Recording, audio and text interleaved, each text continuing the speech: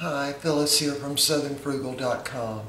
This morning I'm going to make some pita bread. I'm making my own because I'm tired of buying it, and I'm tired of there's always a little sour taste to it that I don't really care for. So I watched a bunch of videos, looked up a bunch of recipes, and it's pretty simple. I mean, I make all kinds of other breads, so this shouldn't really be a big deal. Anyway, what I've done is use 2 tablespoons, and I get the King Arthur yeast and put it in a peanut butter jar to put it in the freezer because that's what they recommend. Anyway, I've used 2 heaping teaspoons of yeast, and this is not the rapid rise, it's just regular yeast, and 1/2 cup of water that's at 110 degrees, and 1 teaspoon of sugar. Alright.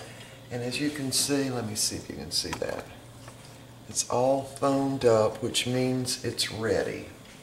And it's very active. Alright, so to my little bowl here, I'm going to add another whole cup of water. And this is at about 110 degrees. Now I just warmed it up in the microwave. Now this is filtered water, which yeast like this water a lot better than just regular tap water. Alright, so I'm going to go ahead and dump my yeast mixture in. And just mix that up. And now the next thing I'm going to do is add 3 cups of the King Arthur all-purpose flour. And I just like this flour best for breads. Now, I'm not going to sift the flour. I'm just going to measure it right out of the bag. So that's 1.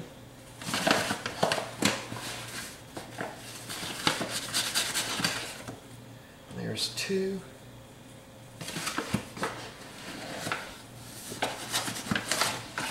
And 3. Right in on top of the liquid. Next I'm going to add 1½ teaspoons of just regular salt. And this just happens to be sea salt. Now I'm just about ready. Now I'm going to just sprinkle in a little bit of olive oil, probably a couple of teaspoons, really.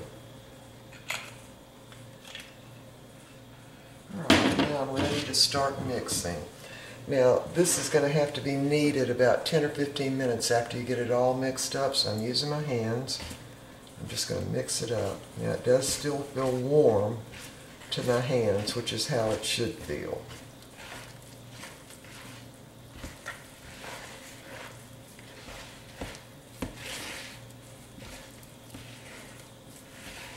I really like pretty much every kind of bread, I really do. But I really have just gotten tired of buying the pita bread and having it have that little sour taste. Alright, so now we've got a pretty sticky dough. So we're going to add some more flour to it. And you just need to add it as you go.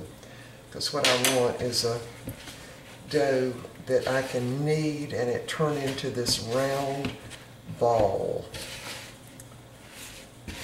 So that was about another really heaping tablespoon. So I'm going to clean my hands off now. And you just need to keep adding flour to make it easier to knead it. So I'm going to put in another heaping tablespoon. And I'm ready to start kneading. And to knead it, you just need to turn it over and push it down. Just turn it over and push it down. And as it soaks up that flour, I'll be adding more flour. But not that much, but a little more. All right, I'm going to do another tablespoon. Really heaping tablespoon. Just sprinkle it over.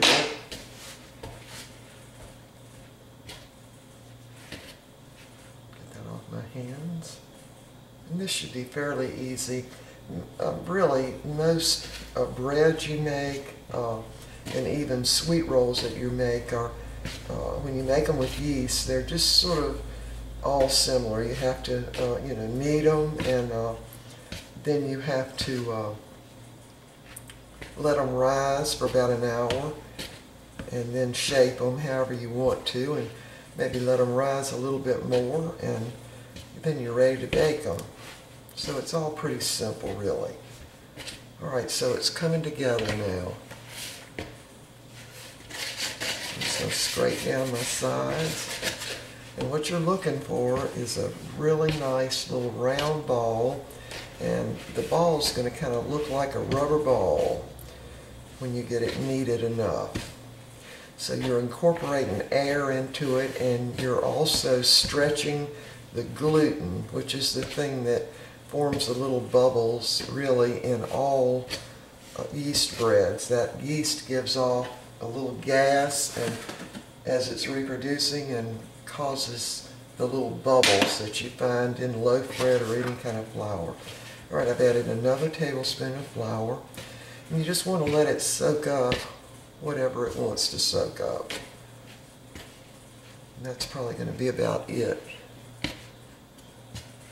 Alright, I'm going to keep kneading this for about probably 10 minutes. Get my hand cleaned off so I can cut off my camera. And then we'll be back and I'll show you what it looks like. Alright, we have finished kneading the pita bread dough. I just wanted to show it to you. I did add one more tablespoon of flour. Now all flour is different, so you might have to add more or less, but I would say roughly it was another half cup of flour. And it no longer sticks to my hands. See? It's like a little rubber ball now. Now, it's of course better if you knead dough with your hands rather than using the mixer that's got the kneading blade for it, just because your hands are warm, and that's what you're looking for, and the yeast will love the warmth of your hands.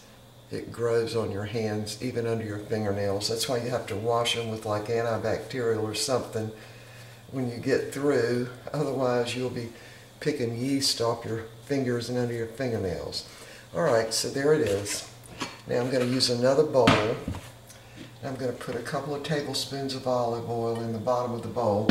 And I'm using olive oil because this is, pita bread is a Mediterranean, Middle Eastern type of bread. In fact, in the Middle East they actually use an oven, an earthen oven that has coals in it, and they cook it at a very, very high temperature. In fact, they slap it up on the wall of the oven and it cooks in like probably a minute. Alright, so we're going to put the dough in this bowl with the olive oil and just move it around a little bit. Grease the sides of the bowl and then just flip it over. So there you've got the top all greased as well. Now I like to put my bread on a heating pad. This is just a regular heating pad that you would get from the drugstore, and I sit it on a little rack on top of it and let it rise. Now I've got to wash my hands, but I'm going to put some saran wrap over the top of this, sit it on my little grate here on top of the heating pad, and leave it for about an hour till it doubles in bulk. And when that happens, we'll be back. Alright, the pita dough has risen. It's been an hour. Here's what it looks like. I'm just going to punch that down.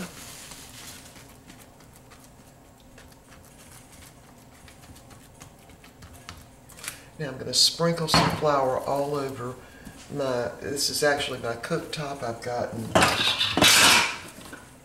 plastic wrap just because I don't like to have to clean up all the mess. So I'm going to sprinkle some flour on my cooktop, on the plastic. Dump out my dough. Sprinkle with some more flour. You want to be real generous with your flour here too. Form it into a cylinder.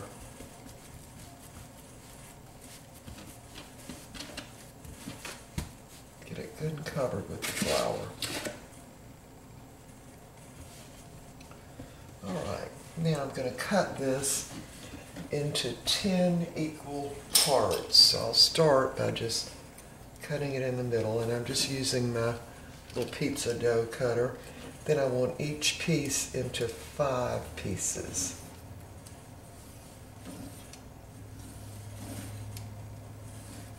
Bottom's going to be a little smaller, it looks like. Cut the other half into 5 pieces.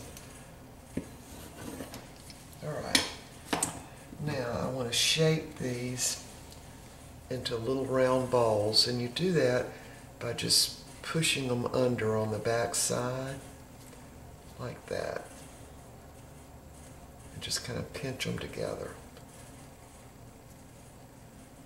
About the size, I don't know, that looks like about a little bit bigger than a golf ball. Do the same thing again. Just pinch them into a little ball. That actually looks too big. But anyway, we'll have to leave it for now. All right. Roll it into a little ball by pulling it underneath. That's my dog. That's Steely. Wanting to do a little barking while I'm on camera, as always. All right. Now after Steely, shh, Mama's recording. No bark, okay? No bark. He's coming here now to see what's going on. No bark, Steely. Not that he'll listen to me, but all right. So you might even want to divide these into 12, because mine are a little big. But anyway, we're just going to go with it. So I'm just pinching them into the bottom to make a little smooth top. And we're going to set these aside for, I don't know, 10 or 15 minutes. And that will make them easier to roll out. Now, you want to preheat your oven to at least 475 degrees, because you need to cook these really, really fast. That's what's going to make them puff up. Now see, this is probably the right size right here. Just pinch them together at the bottom. I'm going to actually divide this in half, because I definitely want some smaller little pita bread. At least some of them smaller anyway. There you go, a little round ball.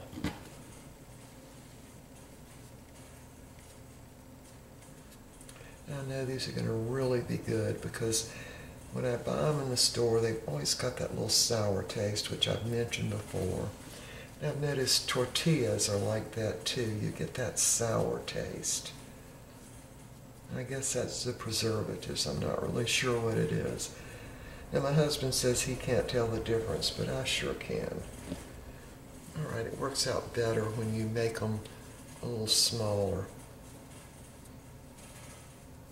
Now I like the pita bread as a hamburger bun too, because I just like thin hamburger buns. I don't like all that bread, but I want some bread, so I'm going to definitely use these for hamburger buns also,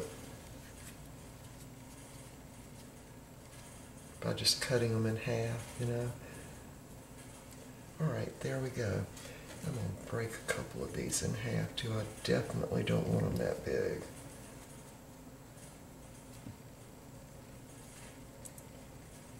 I guess this would be a normal size. Usually the pita bread is pretty big around, but I want mine smaller. There's another big one I'm going to break in half.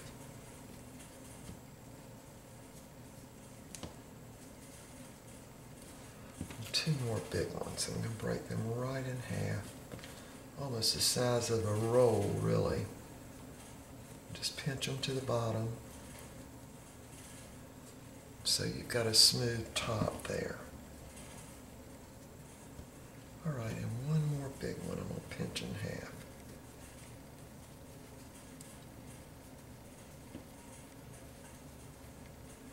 All right, now I'm going to put down some more flour over here.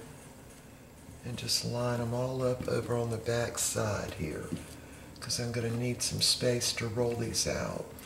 And I'm probably going to be cooking them, I'm going to say 2 at a time, and I'm going to actually try baking them just on a cake cooling rack, because I saw the chef from Food Wishes do that, so I thought I would try it the way he does it. At least some of them. And some of them I'll just put on a pan. Alright, so I've got them kind of over out of my way. Let's see how many. 2, 4, 6, 8, 10, 12, 14, 16. I've got 17. So now, what I'm going to do is cover them up with just a clean dish towel. And we're going to let them rest for about 15 minutes, and then I'm going to start rolling them out. And I'm going to go ahead and preheat my oven to at least 475, and we'll be back. Alright, we are back, and my little pita doughs have rested for about 15 minutes, and I'm going to now roll them out. Now you want to use plenty of flour. Just mash them down with your fingers to start with. Now remember, mine aren't going to be as big as regular pita bread, because I definitely want them smaller. So I'm just going to roll it out. My husband's working out in the garage, and I think I hear him coming in maybe. So the dogs will be barking. Alright, just going to shake a little of that dough off, and I'm going to place them on this rack. Now I did look up again on the internet. That wasn't Chef John on Food Wishes that I was looking at. It was another website or YouTube channel, and I'm really sorry I can't remember which one it was. I looked at so many. But anyway, one of them cooked their pita dough on a little rack, and they didn't have to turn it or anything. They just put it in the oven. So you want to roll them out, you know, about, well, I'm rolling mine out thin. So anyway, we're going to find out if this works or not. So I'm going to see if I can't get 3 of them on here.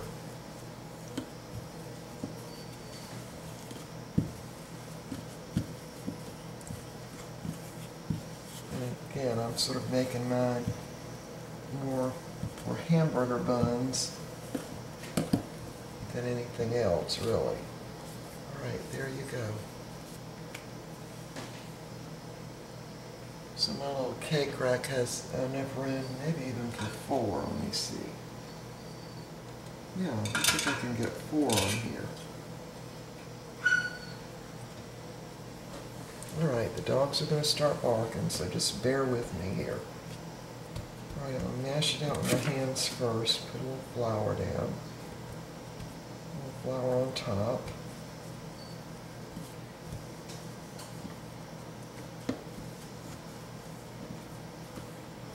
Try to keep it in a circle as much as you can. This one's a little bit bigger.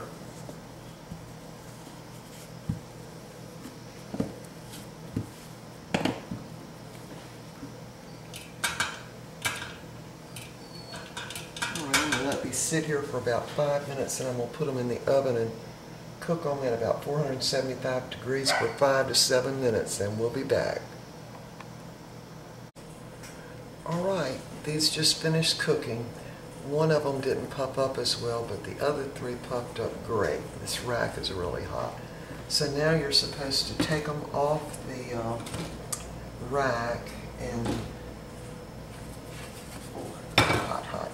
And just let them finish up under a towel. And that's supposed to, they should go down then. It feels like those are going to be kind of hard. So what I'm going to do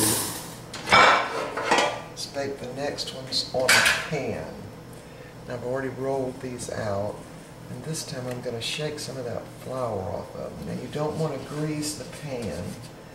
I'm also going to turn my oven up to 500 degrees, because I think they should have cooked a little bit faster. See if I can get 4 on this sheet. Maybe I can. Yeah, I can. Alright, wish me luck. I'm going to cook these at 500 degrees. We'll be back. Alright, next batch cooked on the pan. I think they did better. See how the others have, let's see. First batch has kind of shrunk down. I'm just going to put these on top of those.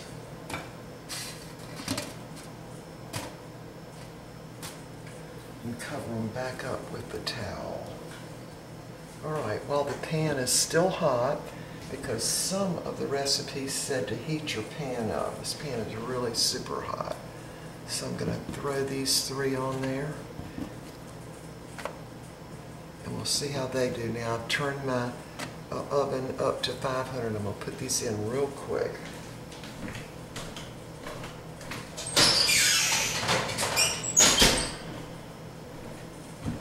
Alright, the next batch I'm going to do, I only rolled them out just a little bit. And some of the directions said to have them 1/4 of an inch thick. So these are about 1/4 of an inch thick, so we're going to see how those do.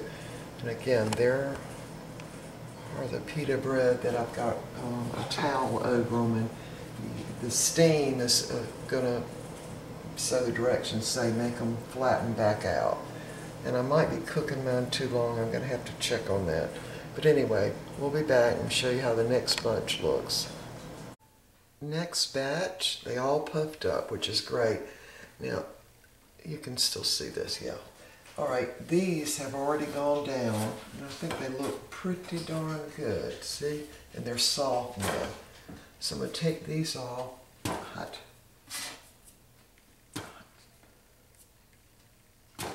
I'm going to have to clean my pan off a little because some of that flour burns on the pan, but it obviously works better if your pan is hot when you put them on there. So I'm going to clean this off just a little bit. Maybe just with a paper towel because it's really, the pan is very, very hot. Now you don't put any oil or grease on your pan either, none. You just put them on there like they are. Alright, I think I got that cleaned off. Now I'm going to cook these next 4. They're not as big around. We're going to see how they do. Because this is really about the size of a hamburger, and that's really what I'm looking for. Alright, we're going to put these in, and when they get done, we'll be right back. Okay, here are the little ones. They're just slightly browned, and they did not puff up as well as the larger ones did, but I still think they're going to be okay. See how these others have flattened out now? Anyway, that's a good size for just a little hamburger, I think. Alright, so we're going to let those cool. Now, they do stay puffed up for a pretty good while. Alright, these next pita bread doughs, I didn't roll them out as much. Now, as I said earlier, I looked at a lot of different websites and a lot of videos on the pita bread, and they say you want to leave it about 1/4 of an inch. So these are probably going to be the size I'm going to be looking for right here. And again, you want to put them down on a pan that is already hot. That makes it work a lot better. Alright, these are the last 3. We're going to cook these and we'll be back.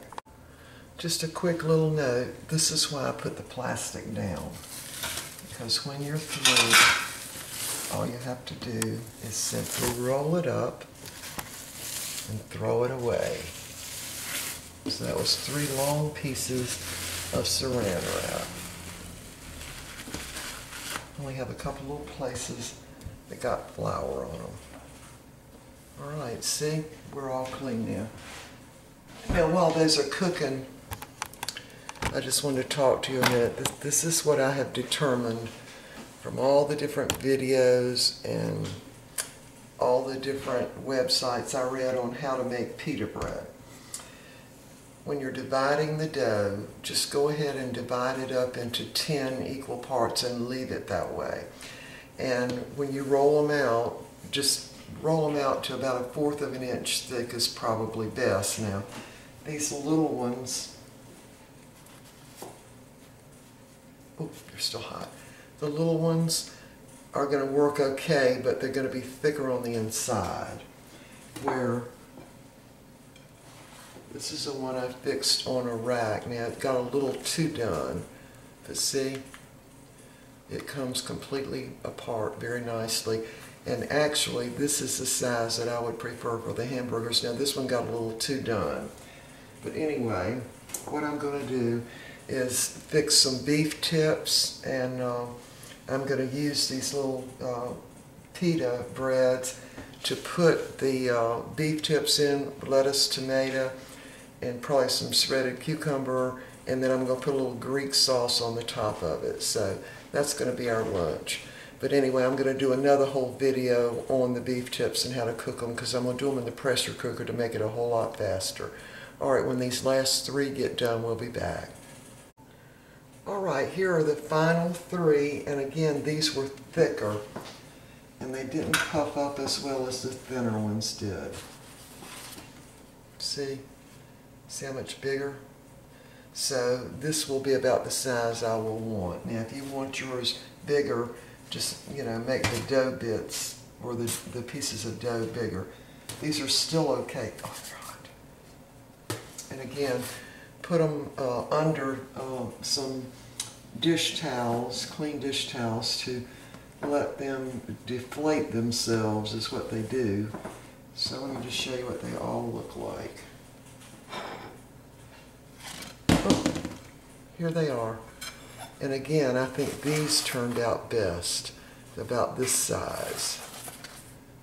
But I can't see much difference in those cooked on the wire, or actually I think those cooked in the pan turned out better.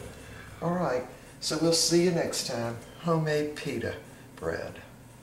Alright, and I'm going to go ahead and make my beef tips now, and I'll do a video on that too. See you next time.